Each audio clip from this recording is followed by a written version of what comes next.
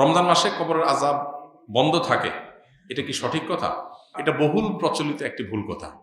আমাদের সমাজে ব্যাপকভাবে প্রচলিত আছে, রমজান মাসে কেউ যদি মারা যায় তাহলে তার আর কবরের আযাব হয় না। আল্লাহ তাআলা আমাদের সবাইকে কবরের আযাব থেকে হেফাজতে রাখুন। কবরের আযাব থেকে বাঁচার জন্য হাদিস সম্মত কিছু আমল আছে, যেমন সূরা মুলক রাতে তেলাওয়াত করলে কবরের ফিতনা থেকে আল্লাহ তাআলা রক্ষা করে। পুরো রাতের ভিতরে কেউ সূরা মুলক পড়ে, নিয়মিত অভ্যাস আছে, মাঝে মধ্যে ছুটতেই পারে, এই আমলটা যদি কেউ করে নিয়মিত, ইনশাআল্লাহ আল্লাহ তাআলা তাকে কবরের ফিতনা থেকে রক্ষা করবেন, হাদিসে সাব্যস্ত আছে। নাম্বার 2, নবী করিম সাল্লাল্লাহু আলাইহি ওয়াসাল্লাম শেষ বৈঠকে আত্তাহিয়াতু এবং দুরুদের পর দোয়া মাসুরার যখন পড়ি আমরা, তখন তিনি 4টা বিষয় থেকে পানা চাইতেন। এটা দোয়া মাসুরার জায়গাতে আল্লাহুম্মা ইন্নী যালামতু নাফসি পড়েন, পাশাপাশি এটা অথবা কখনো এটার বদলে এটা আপনি পড়তে পারেন। দোয়াটা হলো আল্লাহুম্মা ইন্নী আউযু বিকা মিন আযাবি জাহান্নাম ওয়া মিন আযাবিল কবর ওয়া আউযু বিকা মিন ফিতনাতিল মাহইয়া ওয়াল মামাত ওয়া আউযু বিকা মিন শাররি ফিতনাতিল মাসিহিদ দাজ্জাল। এই যে এখানে জাহান্নাম থেকে এবং কবরের আযাব থেকে পানা চাওয়া হয়েছে। অতএব শেষ বৈঠকে আল্লাহর কাছে দোয়া করেন। আর বিশেষ করে কবরের আযাব যেসব বিষয়ে হয়, যেমন চগলখুরি করে বেড়ানো, পেশাব থেকে ভালো করে পবিত্র না হওয়া, এগুলো কবরের আযাবের সুনির্দিষ্ট কারণ হাদিসে এগুলোকে চিহ্নিত করা হয়েছে। অতএব এগুলোর ব্যাপারে সতর্ক থাকা, এগুলো থেকে বেঁচে থাকার চেষ্টা করা, ইনশাআল্লাহ এই প্রক্রিয়ার মধ্য দিয়ে আমরা কবরের আযাব থেকে আল্লাহর কাছে পানা চাইতে পারি। বাকি রমজান মাসে মারা গেলেই কবরের আযাব অটোমেটিক বন্ধ এমন না। কেউ যদি খারাপ মানুষ, ফাসিক মানুষ, ওই অবস্থায় তার মৃত্যু হয় রমজানে, তাহলে তার আযাব হতে পারে। কেউ যদি নেককার হয়ে অন্য কোনো মাসেও মারা যায়, তবে কবরের আযাব নাও হতে পারে। কবরের আযাব হওয়া না হওয়ার সাথে রমজানের সম্পর্ক নেই, সম্পর্ক হলো কিসের? আমলের। কবরের আযাব না হওয়ার বন্দোবস্ত দুনিয়া থেকে আপনি করে গেলেন কিনা, এটার সাথে সম্পর্ক। সালাম দিলে 90 নেকি এবং উত্তর দিলে 10 নেকি, কথাটা সহি কিনা? এটাও বহুল প্রচলিত একটি গায়রে সহি কথা। সালাম দিলে 90 নেকি, সালামের উত্তর দিলে 10 নেকি, এরকম এইভাবে কোনো হাদিসে বিশুদ্ধভাবে সাব্যস্ত হয়নি। যেটা আছে সেটা হলো, কেউ যদি আসসালামু আলাইকুম বলে তাহলে সে 10 নেকি পাবে, ওয়া রাহমাতুল্লাহ যদি বলে আরো 10 নেকি যোগ হবে, ওয়া বারাকাতুহু বললে আরো 10 নেকি যোগ হবে, তাহলে মোট কত হলো? 30। এটা হাদিস দ্বারা সাব্যস্ত। দিলে 90 আর নিলে 10, এটা কোনো বিশুদ্ধ হাদিস দ্বারা সাব্যস্ত না। তবে হ্যাঁ, এটা ঠিক যে সালাম নেওয়ার চাইতে সালাম যিনি দিচ্ছেন তার সওয়াব বেশি হবে, কারণ তিনি ভালো কাজের সূচনা করেছেন। আবার আরেকটা ইম্পর্টেন্ট কথা হলো, সালাম দেওয়াটা সুন্নত, নেওয়াটা ওয়াজিব।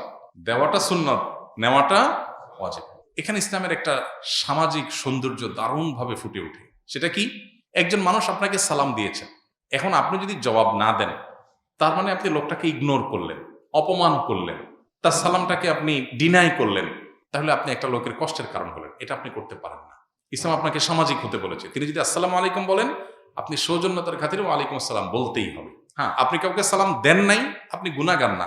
কেউ দিয়েছে, আপনার এখন সৌজন্যতা রক্ষা করতে হবে। কেউ হাঁচি দেওয়ার পর আলহামদুলিল্লাহ বলেছে, আপনি শুনেছেন, তাহলে আপনার উপর ওয়াজিব ইয়ারহামুকাল্লাহ আপনাকে বলতে হবে। এটা মিন হাক্কিল মুসলিম এবং ইমানের ৭৭ শাখার একটা, যে হাসি দিয়েছে, আলহামদুলিল্লাহ বলেছে, আপনি শুনেছেন, তাহলে জবাব দিবেন। কেন? কারণ লোকটা হাসি দিয়ে যখন আলহামদুলিল্লাহ বলল এবং আপনি শুনতে পেয়েছেন, তাহলে সেক্ষেত্রে আপনি রিপ্লাই করার অপশন যেহেতু আছে, রিপ্লাই যদি না করেন, ব্যাপারটা হলো আপনি অসৌজন্যতামূলক আচরণ করলেন, তাকে আপনি ইগনোর করলেন, অপমানিত করলেন। এটা করতে পারেন না। এই জন্য কারোর সাথে দেখা হলে হাসি মুখে কথা বলতে বলা হয়েছে। হাসি মুখে কথা না বলে মানে আপনি তার দ্বারা বিরক্ত হতে পারেন। হাসি মুখে কথা বললে পজিটিভ অ্যাপ্রোচে কথা বললেন। ইসলামের যে সামাজিক সৌন্দর্য আছে, এখনকার পৃথিবীর মানুষ ভদ্র হয়েছে কয়দিন আগে, কয় বছর আগে। ইসলাম 1450 বছর আগে এগুলো শিখেছে আমাদেরকে। এখন বলে মে আই কামিং স্যার, আমি আসতে পারি? আল্লাহ কোরআনে 1400-1500 বছর আগে শিখাইছেন এই জিনিসটা, যে তোমরা কারোর বাসায়, কারোর কক্ষে প্রবেশ করার আগে অনুমতি নাও, অনুমতি দিলে ঢোকো, আর না হলে ফেরত যাও। ইসলামের চাইতে আধুনিক ইসলামের চাইতে বেশি সৌজন্যতা বোধ আর কোথাও কোনো সমাজে কোনো কিছুতেই নাই। অতএব যে ইসলাম পালন করবে তার ভিতরে তার সবাই আছে, আর যার ইসলাম নাই তার হয়তো কিছু থাকতে পারে, আরেকটা নেই, তার দুনিয়া আছে আখিরাত নেই। আর আমরা তো আল্লাহর কাছে দোয়া করব, রব্বানা আতিনা ফিদ দুনিয়া হাসানা ওয়া ফিল আখিরাতি হাসানা।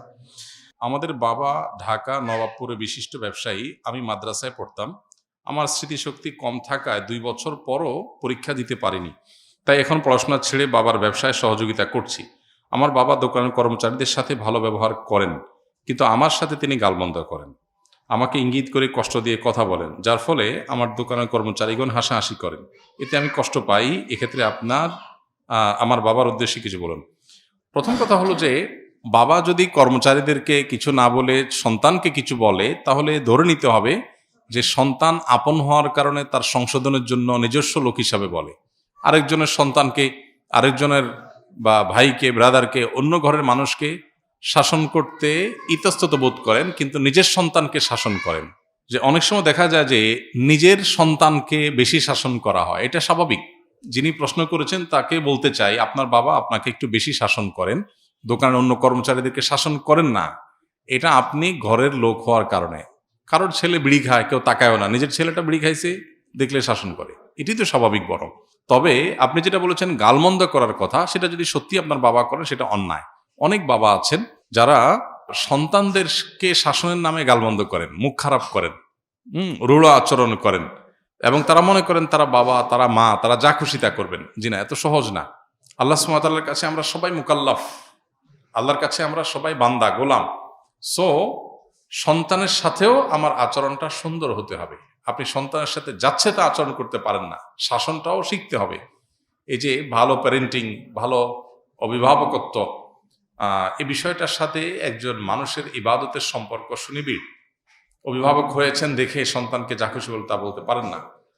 পাশাপাশি বাবাদের, মায়েদের এটাও খেয়াল করা দরকার যে নিজের সন্তানকে শাসন বেশি করবেন সেটা যেমন সত্য, আপনার আচরণ, ভালো আচরণ পাওয়ার হকদার অন্য লোকের চাইতে আপনার পরিবারের লোক আরো বেশি, সেটাও সত্য। অতএব এখানে ব্যালেন্স করার একটা ব্যাপার আছে, যেটা সন্তান হিসাবে বাবার এটাকে পজিটিভলি নেওয়া যতক্ষণ পর্যন্ত শরীরে ভায়োলেশন না হয়। আবার বাবা হিসাবে শাসন করার পাশাপাশি সোহাগ, স্নেহ অন্য যে কারোর চাইতে আপনার সন্তানকে আপনার বেশি করতে হবে, কারণ সবচাইতে কাছের রক্তের সম্পর্কে আত্মীয় সে। এই জন্য বাবাদেরও সেটা খেয়াল করতে হবে, যেটা অনেক সময় আমরা করি না। উভয়কে আল্লাহকে ভয় করে চলতে হবে। আসুন্নাহ ফাউন্ডেশন, উম্মার স্বার্থে সুন্নাহর সাথে।